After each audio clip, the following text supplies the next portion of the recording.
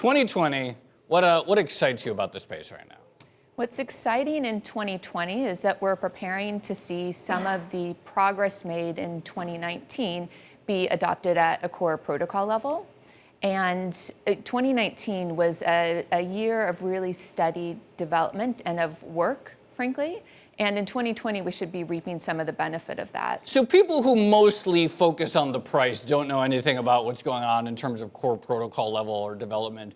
What is happening on the tech level at Bitcoin in particular that is making it more robust? That's exactly right. So price is one of the metrics we focus on when observing the health and development of the Bitcoin ecosystem, but it's certainly not the most important. And so what we're really interested in is the pace of development happening both at core protocol and at second layer infrastructure, and then just the operation and the stability, the security, the dependability of the core protocol. And so that's what we track. We haven't had a protocol update since August 2017 when we saw SegWit activated.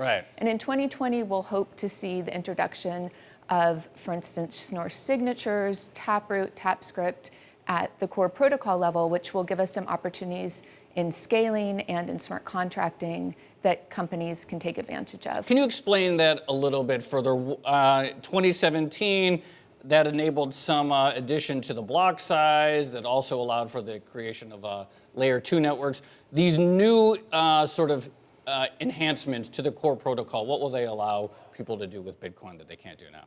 Well, there's two important things that they allow. One is that as we see second layer infrastructure both grow and mature, and as we see it find adoption, we can reach greater scale. And so the Bitcoin blockchain can serve more users, can provide a greater transaction throughput through relying on these second layer infrastructures. But the other thing we can do is that we can extend the use case of the Bitcoin blockchain. And that's something I'm paying attention to as sidechains develop, for instance. So you're an independent board member of Blockstream, which is one of the major contributors to Bitcoin's code base and to Bitcoin's core protocol. What other kind of businesses excite you in terms of taking advantage of Bitcoin right now?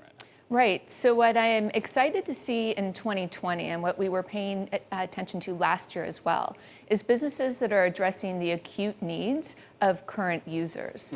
And it's possible to address just those needs and still reach billion-dollar valuations. And we've seen that happen in the mining sectors and in the exchange sectors, but there's also an opportunity to do that in other areas. For instance, in custody and security.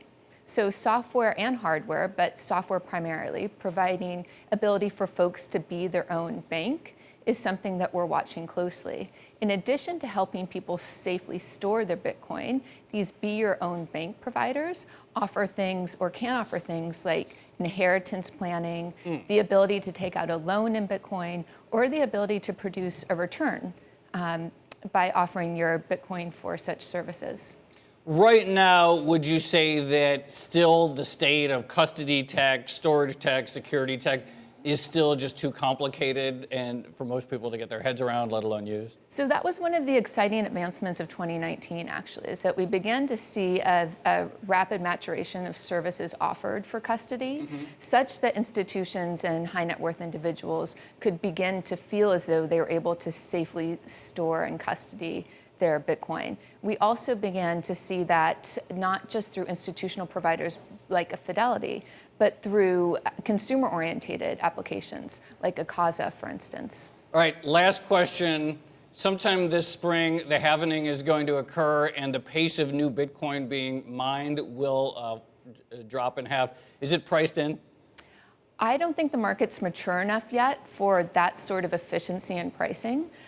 We will only be on our third halvening with this May 2020 halvening, and so we've not yet been able to have the opportunity to see a firm trend develop.